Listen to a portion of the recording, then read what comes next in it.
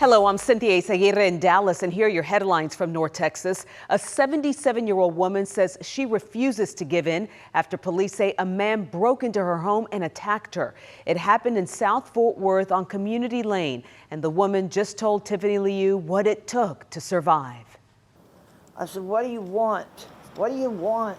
On a Fort Worth street with an inviting name, Community Lane was anything but that Monday night. I just knew I wasn't going to make it out. 77-year-old June Grubel dozed off, but around 11 p.m. she woke up to loud banging on her neighbor's door, then hers. Crazy. Police say 21-year-old Christian Mendez, intoxicated, got into her apartment at the senior complex. And he come busting through the door, took his fist and hit me and knocked me down, and I was down on the floor. Miss June remembers it like this. Kicked me in my back, kicked me in the side. She says he threw furniture, food, anything he got his hands on. And then he threw the table on me, and it landed on my waist. Her bruises tell the rest of the story. I scooted out on my left side, take my arm, pull myself out. As June crawled her way out the door, I felt this square thing on me. I thought, oh, it's my call button.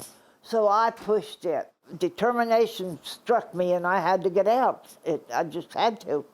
I couldn't let him win. Blood still stained in her hair. June is home from the hospital with a stitch on her head, swelling on her arm, and bruises on her back we can't show. This was swelled up really big. While ransacking her apartment, the suspect, police say, was still inside when they arrived. I didn't know the man, never seen the man in my life. He was ultimately tased and arrested. Tried to take the officer's service revolver. He didn't manage that because that officer was mad. More feisty than forgiving. And I hope they put the book to him. June believes God's not ready for me. it wasn't her time to go. Gave me the energy to get out of here. In Fort Worth, I'm Tiffany Liu. Now to Dallas, where police are investigating a deadly shooting at a tire shop in Oak Cliff. Brittany Moncrief spoke to the victim's grieving mother. This Thanksgiving picture meant love then, but means everything now. We were just having a good time. And he like, y'all know how much this mean to me, y'all can't. The father, husband, brother, and friend, Billy Brightman. But to Cynthia Willis, That's my firstborn. a mama's boy. I always gonna have memories of my son, because that's my son, that's my boy. Now knowing that this memory is the last. Because for the past 25 years, Cynthia says Billy worked as manager at this rent-a-tire in Oak Cliff. I'm telling y'all, he got along with everybody. Everybody loved BJ, because he was just BJ. But on Monday afternoon, police responded to the shop for a shooting. They say 21-year-old Marlon Lawrence, who Cynthia says Billy hired as a tire technician, shot and killed him while at work. To hear my boy's voice on Thursday, we talked like we was talking.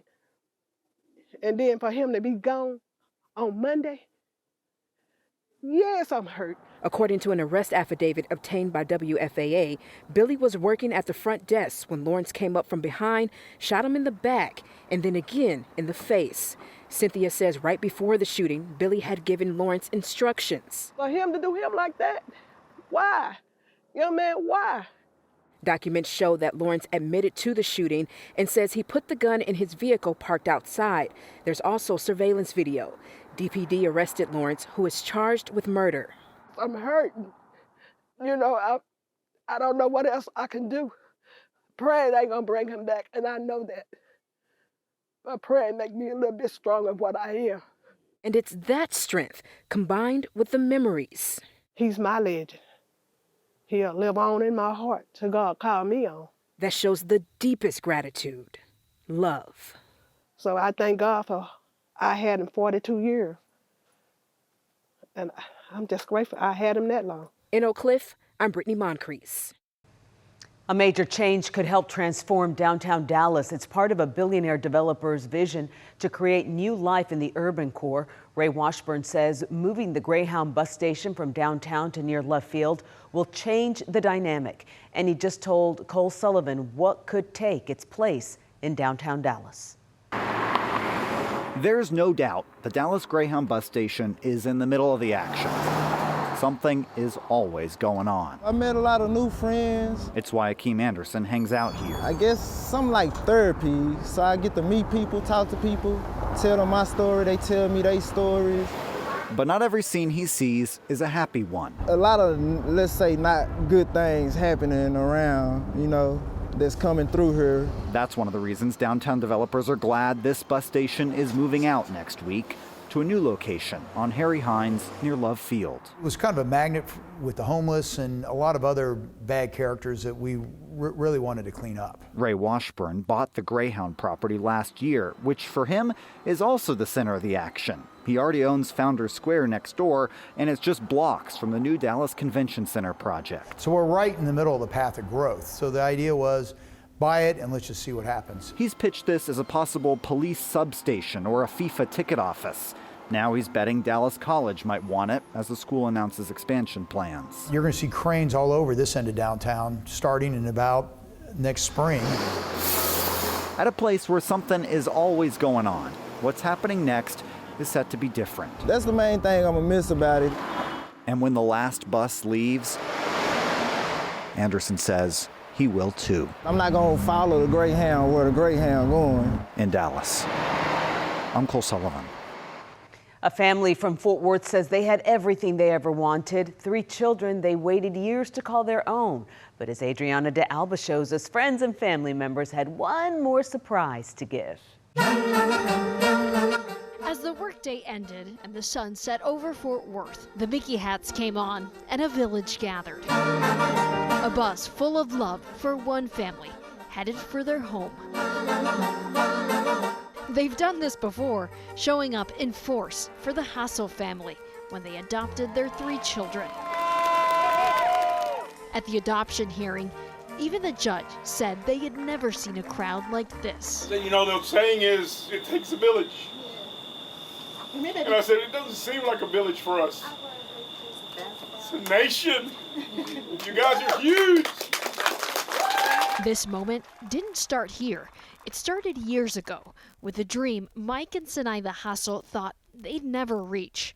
After learning they couldn't conceive, faith led them to 3 siblings from San Antonio, Christopher, Alyssa, and Domingo, children who had waited more than 2 years for safety, for stability, for a home that would be forever. There are spirited kiddos that were ready for a home sweet castle. Their big surprise, a Disney cruise. She still can't believe it. Perfect for the couple who honeymooned at Disney World and for the family that found its magic in real life. We can afford love, and then God will take care of the rest. We can never repay anything that our community has given us. And this is a reminder they're blessed. This shows how much we've impacted people. And they're on the right track. Trust in God.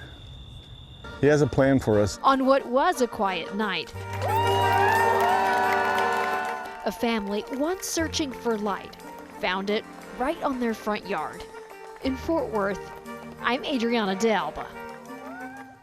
The Hassel family is actually on their Disney cruise right now. You can see more of their story on Christmas Day. They'll be featured during Disney's Christmas Day Parade special airing on ABC. And those are your headlines from North Texas. Hi there, Mia Grady here with a look at what's making headlines in Houston, starting with a family's fight for answers 4 years to the day after a Navy veteran was shot and killed while driving along the North Freeway. No arrests have since been made, and now the family tells Aniele Ruiz they're worried the case has gone cold. 27-year-old Mauro Gauna, a Navy veteran and nurse, the brother with a contagious laugh, gunned down on the freeway. Today marks his 4th year of him passing away. Mauro's older sister, Glenda Duran, tells me he was heading out to get some food at around 6:30 back on December 1st of 2021. He had just left Midtown and was on the North Freeway when someone shot him, and it went through the window straight to his neck. And they believe that it was road rage. Mauro somehow managed to pull his car over. Good Samaritans found him, but it was too late. We have an empty chair that no one else can fill. Now, 4 years later, the family says not only has the case gone cold, so have the calls from HPD. And I left voicemails. It's not like they haven't seen So it's angry because it's been a while and they haven't reached back to me. Texas leads the nation in road rage shootings, but this year a new law was passed increasing penalties for these crimes. Senate Bill 3031 basically enhances all road rage shootings to a first-degree felony. Advocates like Andy Kahn with Houston Crime Stoppers hopes it makes people think twice before firing a gun while behind the wheel. We're coming after you, and if we do catch you and we do convict you, you're going to go to prison for a long time, and you're not going to breathe free air. And tonight, Mauro's family is pleading for answers. For those who were there and were able to see something, to please come forward. That was Aniele Ruiz reporting. And now for a more promising follow-up. It's been almost 6 months since a well-known honey salesman in Willis was hit by an out-of-control driver and survived. And after the community stepped in to keep Mark Simmons' business going while he healed, we're hearing from Mark himself. He reached out to KHOU Monday just to say thank you to everyone who supported him. Matt Doherty has his update. There must have been some angels with me because how many people get that way and survive it? We met with 70-year-old Mark Simmons tonight in his bedroom at his home in Willis. I went from being lifted out of a bed with a hoist to walking with a walker so far. The Honey Man, as he's better known around this part of Montgomery County, has come a long way. My pelvis was broke on each side. I had a hip replacement, knee surgery. On a hot May afternoon, Simmons was hit by a vehicle while at his roadside honey spot on FM 1097 near Lake Conroe. I was taking me a nap, leaned up against the van in a chair and heard something, I guess. It woke me up and I saw two vehicles coming at me. 76-year-old Robert White was arrested. The Montgomery County District Attorney's Office says White currently has a pending charge of intoxication assault with a vehicle. There was a lot of people there, they tell me. I haven't looked at the video. Oh, you haven't seen the video? I did not want to see it yet. I will look at it, but hey, this is tough. For sure. I'm crawling my way back up. The video shows Simmons severely injured, laid out on his back, surrounded by broken jars of honey. These people were good. People are still being good to me. Simmons wants to thank everyone for their support, customers and strangers. I'll be out of this wheelchair. I'm working on it. And pretty soon, the Honey Man wants everyone to know that he plans to return to what he likes doing the most. As soon as I can get on that walker, or just the walker, I'm gonna go down. I'm gonna get me some transportation, and then I'm gonna go to selling honey. They want to talk. I want to talk. I just enjoy talking to people. In Willis. And you meet all kinds. I'm Matt Doherty. And there's some good people that I met out there selling honey. KHOU 11 News. That Mr. Simmons, such a resilient soul. Now this, Southeast Houston residents say a dangerous intersection is becoming more of a problem after a recent crash took out a traffic signal. They reached out to KHOU 11 to help find a solution, something the city says it's working on. Jason Miles shares the latest. We saw all kinds of near misses out here today before the city came out and installed these temporary stop signs just within the last few hours. But residents are eager for a permanent solution. As our interview with viewer Melinda Salinas barely began, we witnessed the kind of potential crash that prompted her to email us. It's very dangerous. You could see, you guys, if you stay here long enough, you can see some, hopefully not actual accidents and just near misses, but it's super dangerous. I'm told it all started weeks ago when a crash took out a traffic signal that was held up by this now shredded pole. Since then, there's been no signal for drivers exiting 45 heading north or those heading east on Broad Street, creating the hazardous situation. But at least temporary stop signs that neighbors say previously disappeared were replaced late this afternoon after we started asking questions. Well, there's always wrecks, even with the light. Jeanette Ramos saw us getting video and decided to stop. She's lived in the adjacent Pecan Park neighborhood since 1971. So it's only the people that live around here that know better. They better slow down because someone's going to hit them coming off that freeway. Yes, sir. What's your greatest fear? Someone getting killed.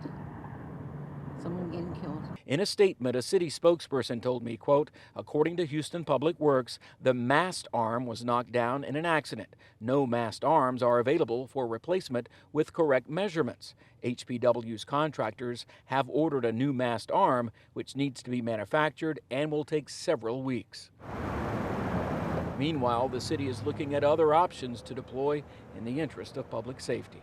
Just within the last 30 minutes or so, we saw a public works crew here taking photos, assessing things. Is that encouraging?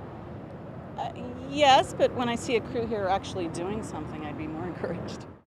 I should mention that signals on the opposite side of the freeway are still working. They're blinking red, though. Of course, that means treated as a four-way stop. On the southeast side, Jason Miles, KHOU 11 News. Drive safe out there, always. And with that, that's a wrap of your Houston headlines. I'm Mia Gradney.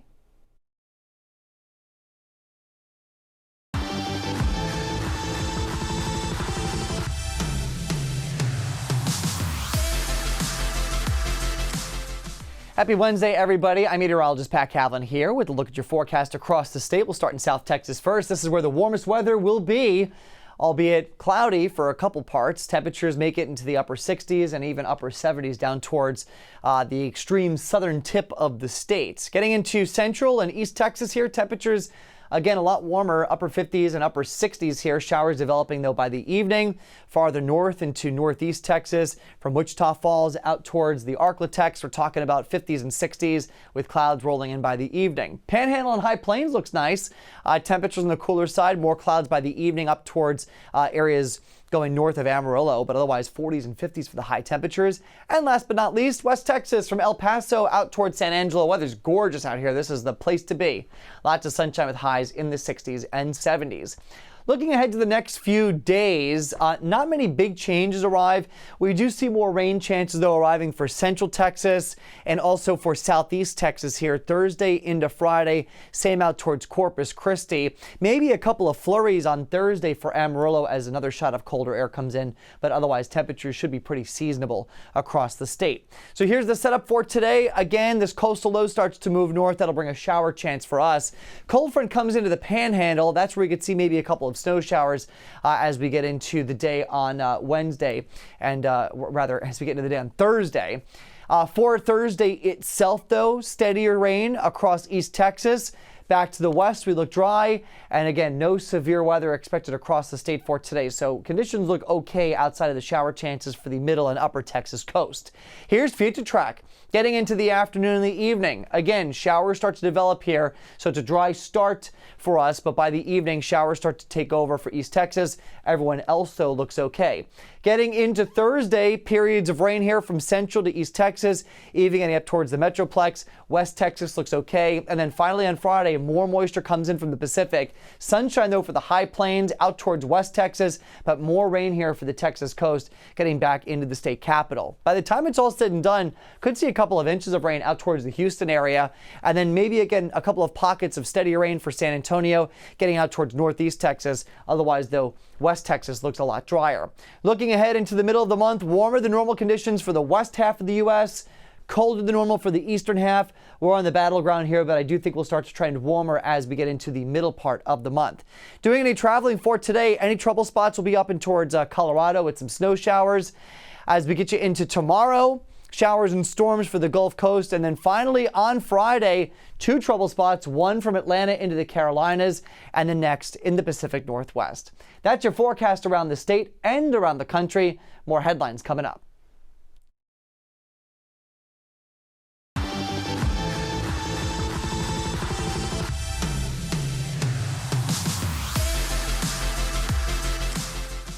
I'm Isis Romero, and this is the news in San Antonio. San Antonio police say a McCollum High School teacher was arrested on campus on a charge of sexual assault of a child. According to the school's website, 46-year-old Eduardo Cantu is a mariachi teacher. SAPD says they believe the assault happened on school grounds and during regular school hours.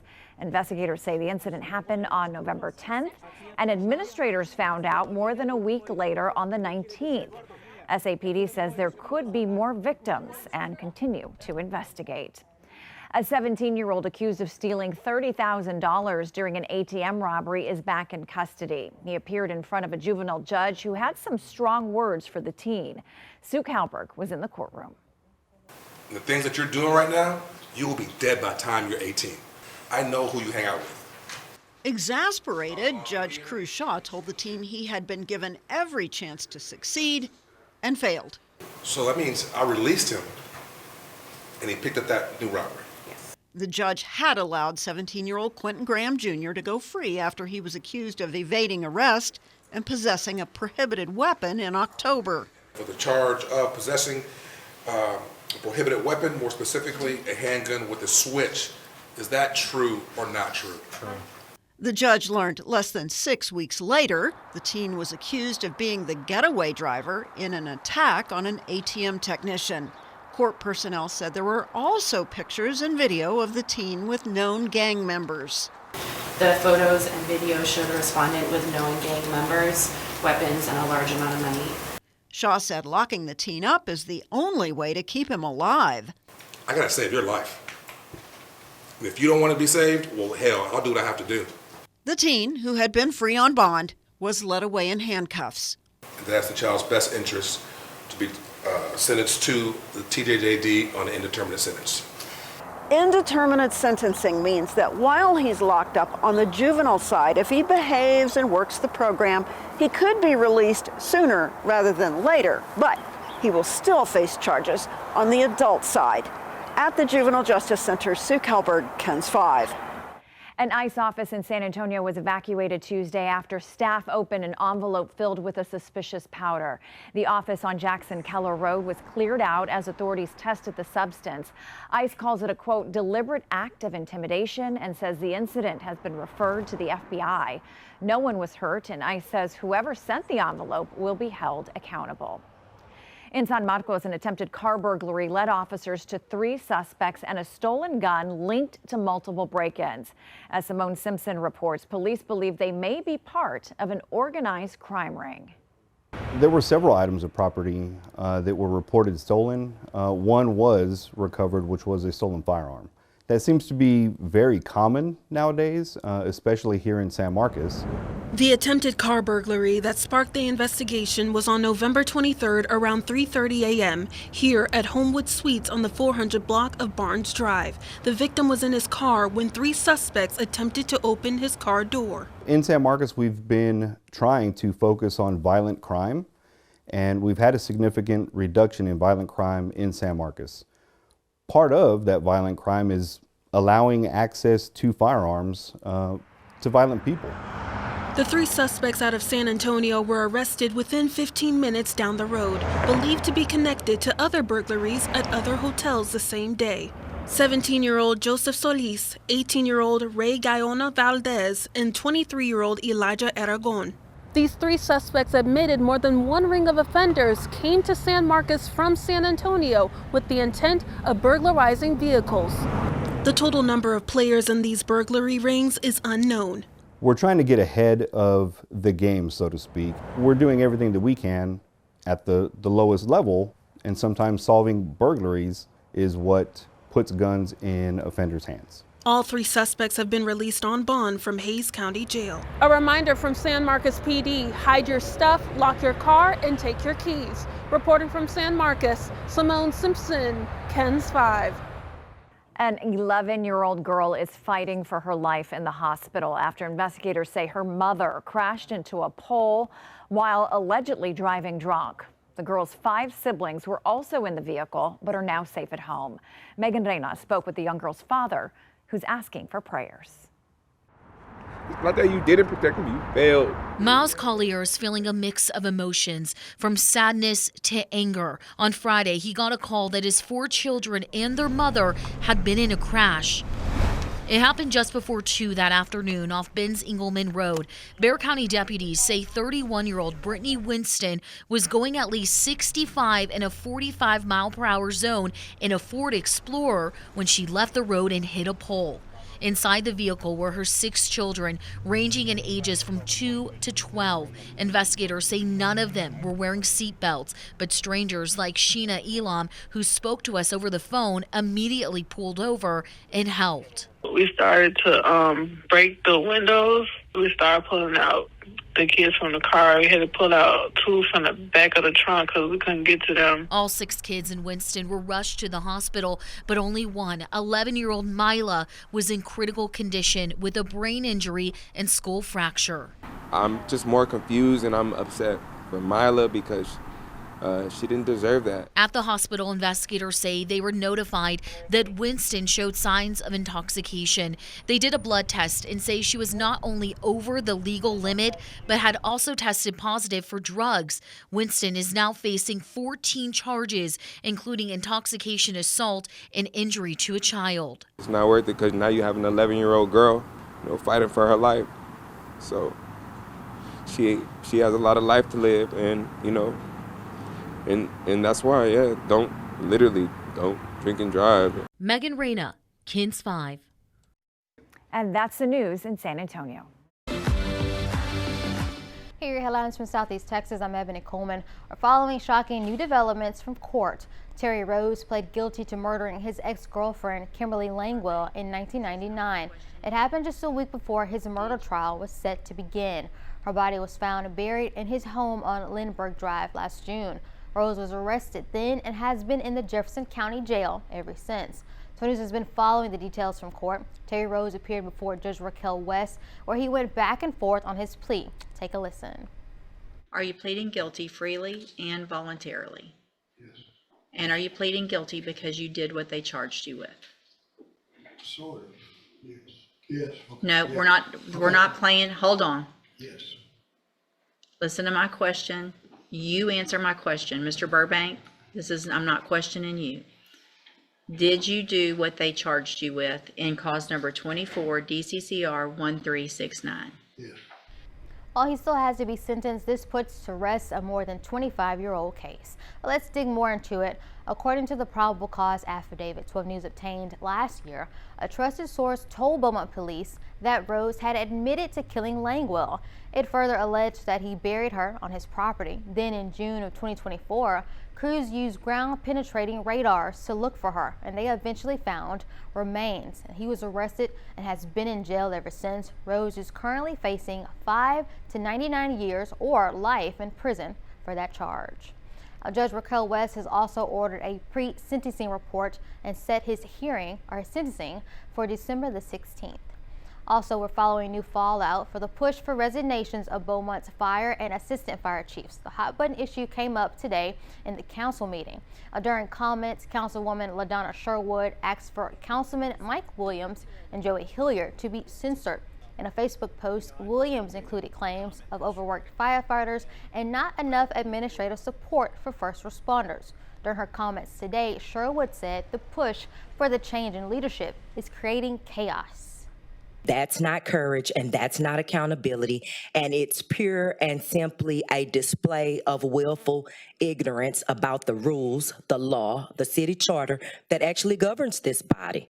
Councilman Williams responded saying he doesn't think his comments go against the city charter. There's nothing personal about what I said. There's nothing petty.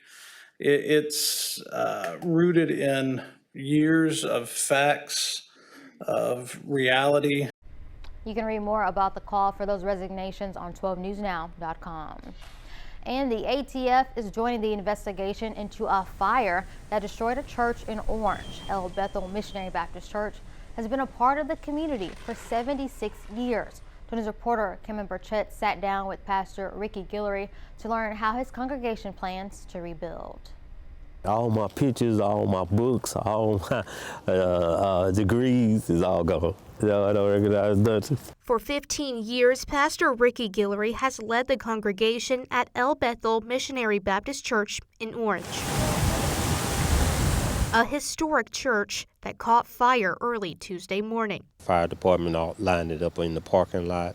All the firefighters from Orange working hard to try to save the building. It was just destruction. Pastor Guillory led 12 News around what is left of the church. And all of this will be the fellowship, will be the sanctuary going all the way to the front. And where the bricks are still standing, that's where the pulpit started.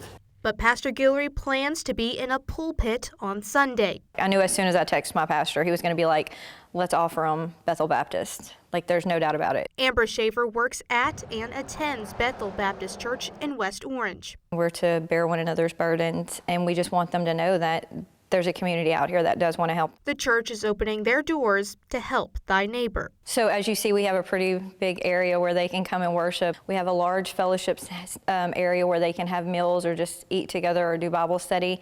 You know, it's pretty versatile around here. Pastor Guillory says he still needs to nail down the details, but his community will be worshiping on Sunday. So we're going to pick the best available spot for us to have service right on Sunday. But we will have church on Sunday. Pastor Guillory says his church is working to put together a GoFundMe to help raise funds to rebuild the church. In West Orange, Cameron Burchett, 12 News. And those were the headlines from Southeast Texas. I'm Bailey Bates. Here are your headlines from Central Texas. New development in the case against the suspended Fort Hood OBGYN Major Blaine McGraw. A Bell County judge postponed a hearing in an emergency restraining order and a petition for full custody filed by his ex-wife. Our Juliana Jackson has been following this story since it broke. She tells us how the case is going. New video shows former Fort Hood OBGYN Major Blaine McGraw leaving the Bell County Courthouse after a hearing on a temporary restraining order and a petition for full custody filed by McGraw's ex-wife. It was pushed to December 17th by a Bell County judge. McGraw's legal team filed a motion for temporary injunction, requesting the court prevent all parties from making public statements until trial. The motion states allowing extrajudicial comments poses a clear and present danger to McGraw's right to a fair trial. But attorneys representing former patients say they're focused on getting justice for their clients. Our firm has already filed a claim against the Army and under the Federal Tort Claims Act. We have had more victims come forward, and we're now representing several more that are. Jamal Al-Safar with the National Trial Law Firm in Austin says the case has expanded beyond Fort Hood. Several women who had Dr. McGraw as their physician in Hawaii at Tripler Army Hospital, and we have signed them up, and we are looking into and pursuing their claims as well. The Carlson Law Firm says they're representing over 20 clients, with one from Tripler and the rest from Darnell Army Medical Center on Fort Hood. Sometimes it's just this feeling that something was off with some of your treatment. The allegations against McGraw are moving on two tracks: a criminal investigation by Army CID that could take 6 months to a year, and civil claims under the Federal Tort Claims Act. The criminal one is focused only on the prosecution of the doctor. The civil one is focused on how the Army needs to take accountability to the actual victims. Al-Safar says his firm is pushing for an independent investigation by the Department of Defense Inspector General. He says Texas senators and representatives can help make that happen. Inspector General on this egregious case needs to be appointed and needs to do an investigation, not the Army Inspector General, but the Department of Defense Inspector General.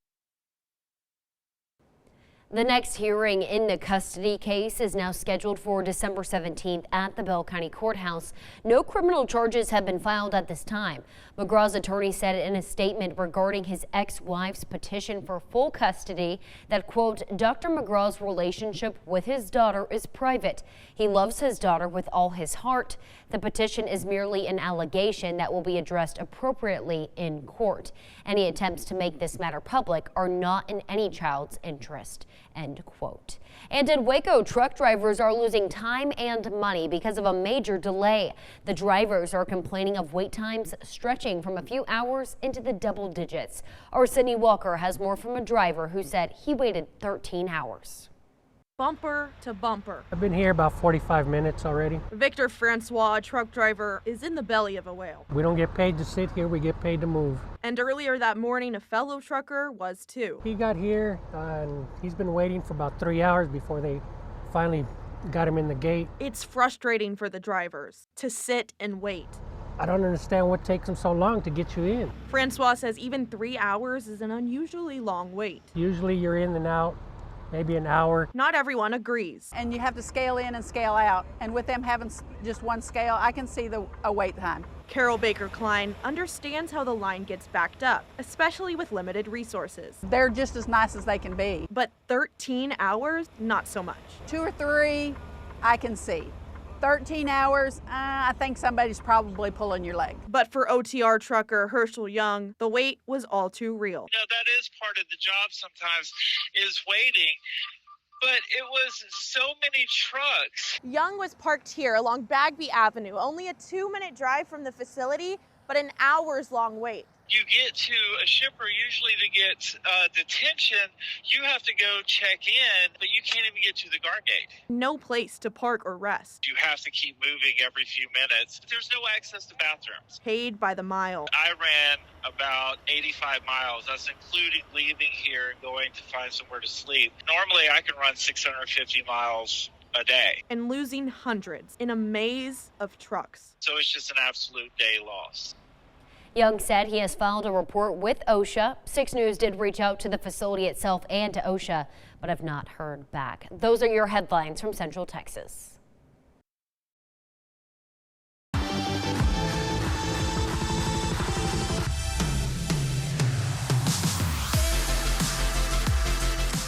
In Austin, I'm Mark Mullins. We begin with a tragic end to the search for an 18-year-old man in Georgetown. On Tuesday evening, Georgetown police announced Kenley Bamarito's body was found in Lake Georgetown. He had been missing since Friday and was last seen at a nearby campsite. Crews discovered his body using underwater sonar. His exact cause of death is still under investigation. Police extended their condolences to Bamarito's family and thanked the volunteers who helped with the search. We have an update in the back and forth between Governor Greg Abbott and the Council on American Islamic Relations, commonly called CAIR. The governor is now asking the U.S. Treasury Secretary to suspend the organization's tax-exempt status. Just hours ago, it was CAIR doing the talking, condemning the governor for labeling the group as a terrorist organization. KVU's Kelsey Sanchez has a closer look. One by one, local leaders, advocates, and members of the Council on American Islamic Relations Austin chapter spoke out Tuesday responding to a proclamation from Governor Greg Abbott that labels CAIR a foreign terrorist organization. Abbott and Paxton's racist and hate-filled agenda does not reflect the inclusivity and diversity of Texas or its citizens. Unless their baseless attacks are stopped, no one deserves to be hurt through words or actions due to their faith or nationality. The governor's letter issued last month claims CAIR and the Muslim Brotherhood are promoting radical ideology and trying to impose Sharia law, something not recognized or enforceable under U.S. law. Abbott also directed Texas DPS to open a criminal investigation into the group. CAIR Austin has rejected the governor's allegations. The group is not designated as a terrorist organization by any U.S. federal agency. We know our rights, and we are American Muslims. CAIR and the Muslim Legal Fund of America have now filed a lawsuit against Governor Greg Abbott and Attorney General Ken Paxton, calling the proclamation unconstitutional and defamatory. It's the most flimsy lawsuit I've ever seen. CAIR Austin says that they've received constant hate messages since the designation made by the governor. And while they're worried about their reputation, they say they're going to be focused on their work, which is protecting the Muslim community. Unfortunately, it has become necessary again for us to remind this community and our state leaders that hate and bigotry have no place in Travis County. CAIR Austin says it has previously sued the governor and prevailed and plans to continue pressing its case. This is not the first lawsuit that we have against the governor. We already won 3 times. So this is the fourth lawsuit that we have, and we are looking forward to win it as well. KVU reached out to the Attorney General's office for comment but did not receive a response. We also requested additional comment from the governor's office. They did not supply a statement but instead referred to previous press releases. At the Capitol, Kelsey Sanchez, KVU News. A man is in custody after police say he barricaded himself inside a CVS pharmacy in Round Rock Tuesday morning. This happened at the pharmacy on University Boulevard just east of I-35. Round Rock police say officers responded to the pharmacy at around 4:30 Tuesday morning. Police say a pharmacy representative spotted the suspect inside the store from a surveillance camera standing behind a sales counter. Police took that suspect into custody around 7:15 a.m. Tuesday. There were no reported injuries. Liberty Hill ISD is now named in a new class action lawsuit aiming to stop Texas public school districts from having to display the 10 Commandments in classrooms. Liberty Hill is one of 16 school districts named in the lawsuit challenging Senate bill. It requires public schools to display donated copies of the 10 Commandments in their classrooms. There are 2 other lawsuits challenging the law that are playing out in court right now. Those suits involve Austin, Lake Travis, and Georgetown ISDs. The Lee County Sheriff is taking down his office's online inmate roster, reportedly because of fraud. Previously, anyone could use it to look up who was booked in jail. Now the sheriff says there has been a significant rise in scam activity, identity exploitation, and fraudulent schemes using information taken from the online roster, so they're removing it. The public can still get inmate details through an open records request, but that can take days or even weeks to be fulfilled. Back in September, the Lee County Sheriff, Garrett Derenberger, was booked into the jail that he oversees. DPS troopers arrested him for driving while intoxicated. As the city of Austin continues to grow, local leaders say they're now better able to keep up with its water needs. On Tuesday, they cut the ribbon on the new North Austin Reservoir and Pump Station. It's replacing a facility that was more than a century old. KVUE's Adam Bennett shows us what's new and how they'll keep Austinites water flowing. Today, Lamar and Koenig is right in the middle of the city of Austin. But back in 1913, this was out in the country. Austin had 30,000 people back then. Today, it's closer to 1 million. And to keep up with that population growth, the city is trying to keep up with its infrastructure, too. Just beyond that fence, on the other side of Lamar Boulevard, city officials celebrated replacing the oldest of Austin's 38 water reservoirs. This new reservoir came online 1 year ahead of schedule. And Austin Water Director Shay Rolson said, without service interruptions to customers. Starting in 2020, crews demolished the old reservoir and built a new one, plus a new pump station. It's all built within the existing footprint. There's 2 circuits in here that come in from Austin Energy that provide resiliency and redundancy just in case we lose one of them. Crews also converted the existing pump station to a new electrical building. We need power to move water around the city. And so investing in the electrical redundancy and resiliency of this site will help make sure that it works reliably for Austinites. Here, one pump goes down, we got plenty of backup. Supervisor Joshua Inman says the new pumps are more efficient and easier to maintain. Having such older pumps, we find a lot of times that the replacement parts are obsolete, and sometimes we have to get those made, fabricated, completely from scratch. Modernizing a century-old system. As long as we keep moving water, we're happy and the town's happy as well. Keep water flowing during Austin's next 100 years. Adam Bennett, KVUE News. The San Marcos Regional Animal Shelter says it is yet again running out of space faster than it can take dogs in safely. In a post on Facebook, the shelter says a lot of lost dogs have come into the shelter over the past several days. They are urging anyone who may have lost their dog to come and reclaim them as soon as possible. The shelter is also encouraging anyone who is considering adopting or fostering a dog to take that step now. If the situation does not improve, the shelter may need to put together another list of dogs who are at risk of being euthanized. If you can help, reach out to the San Marcos Regional Animal Shelter.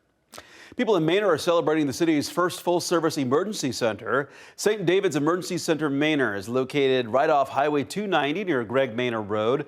The new facility will operate as a 24/7 extension of St. David's Medical Center in downtown Austin. Healthcare and city leaders held a ribbon cutting. There are 11 exam rooms, radiology and medical labs. Patients who require inpatient care will be taken to nearby hospitals. Leaders said the new ER increases healthcare access in a growing area. Families from the Manor area and surrounding communities are traveling into Central Austin to access emergent care. So for us, that was a clear indication that this might be an opportunity for us to create a center for them to access emergent care closer to their homes. The ER opens to patients on Wednesday. Those are the headlines in Austin. I'm Mark Mullins. See you next time. I'm Mike Gillespie in Corpus Christi, and here's a look at some of what's making news in South Texas.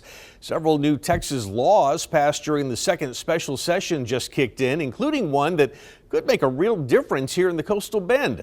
Bill Churchwell breaks down the Disaster Scam Response Act, designed to protect people right after a storm or other emergency when they're most vulnerable. Whether it's hurricanes, hailstorms, fires, or flooding, State Rep Todd Hunter says often what comes next can be just as devastating. Sad that as lawmakers we have to address this, but it's a reality. The Disaster Scam Response Act, or House Bill 20, aims to cut off schemes before they start. The bill born out of the July 4th floods, after lawmakers learned scammers were not only pretending to be volunteers, some scammers were so bad that they called grieving families claiming to have their missing children and demanded payments. Now, this is ridiculous. Hunter says the new law tightens criminal penalties for disaster-related fraud. The act also requires cities and counties to specify a legitimate nonprofit or bank to receive donations in their emergency plans so people know where their money is actually going. Everybody all of a sudden says, give us money. Well, the real question that all of us have is, well, if I give you money, are you the real person or a real group? So part of the framework is to work with the local government. This is definitely something that we see often. We call them storm chasers. Katie Golan with the Better Business Bureau says scammers are moving quickly to pressure people to make fast decisions. A lot of times they come from out of state. So if there's a storm that's kind of trailing the coast, they will follow that storm down the coast and to whatever communities that it leads them. And so we'll see them a lot of times knocking on your doors, or, you know, this deal's only good for today, that kind of stuff. Reporting possible scams right away is key. Those things that will probably never go away, but the stiffer penalties is definitely a step in the right direction. Scammers don't just wait for disasters. Their tactics can be used on anyone at any time of the year. An Oasis County woman fell victim to a scam just last week. County Judge Connie Scott explained how the people behind it were able to walk away with $9,000 from the victim.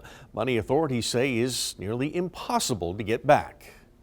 She was told that there was a warrant for her arrest, and if she didn't go down to the kiosk and pay this money immediately, that it was going to even increase. Did see the documents that had her name on it and said that, and unfortunately my name was used as well in that, which really just breaks my heart that. And cases like this are a reminder to be skeptical of any demand for immediate payment. While Texas A&M Kingsville is taking a big swing at the state's health care shortage, the university set to build an $80 million medical facility on campus run through Texas A&M College Station. It's something that's been in the works for the past 3 years and now includes a $38 million gift made by Mackenzie Scott. The goal is to train and keep more healthcare workers in smaller Texas cities. This can be replicated in East Texas, West Texas, the Panhandle, rural parts of Central Texas. This could be the answer to some of our biggest challenges when it comes to quality healthcare in rural settings in Texas. And Dr. Vela says construction could begin as early as next year. From Corpus Christi, that is a quick look at some of what's making news in South Texas. Hi, I'm Brendan Gurley, and here's what's making headlines across East Texas. Students at Chapel Hill High School are making a meaningful difference in the lives of younger children across their community. For the 29th year, the School Student Council held Shoes for Kids, pairing high schoolers with elementary students for a special day of shopping, smiles, and brand new footwear. CBS 19's Ayanna Air takes us inside this heartwarming event. Hey, gorgeous. How we doing today? Put your foot right here, sweetheart. Heel back, shoe up. We have an annual tradition called Shoes for Kids. You like these? We bring students from our 3 lower level campuses, and they get to pick out shoes and socks, and sometimes they get 2 pairs of shoes. Which ones do you like the most? I like both of them. Okay. It's just like a day full of like excitement, like picking out shoes, having like time to play with like kids they look up to. You like those? Our high school and our community and other campuses come together and raise money for about a month. This started with just a couple of high school girls who started this off a couple decades ago that wanted to just kind of give back to their community, and it's just continued to grow. There you go, buddy. You like them? Yeah, I like getting the shoes and the socks. Okay, we could try them on. This one is for Luigi, and this one is Mario. Wow. Like I said, as soon as I heard about that, I wanted to help because I was glad that they helped me when I was smaller. So, yeah, seeing them makes me happy. Show the camera. You want those? And makes me want to cry and everything, so it's emotional for me.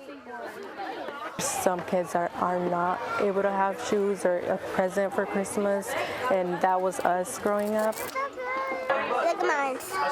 Just kind of get that whole day that hopefully they'll remember, you know, especially going into the holiday season, that they've felt like they had a special day. One East Texas family is celebrating Christmas early after a Flint mailman went above and beyond, turning a 9-year-old's letter to Santa into a holiday surprise she'll never forget. CBS 19's Robert De La Garza shares their story.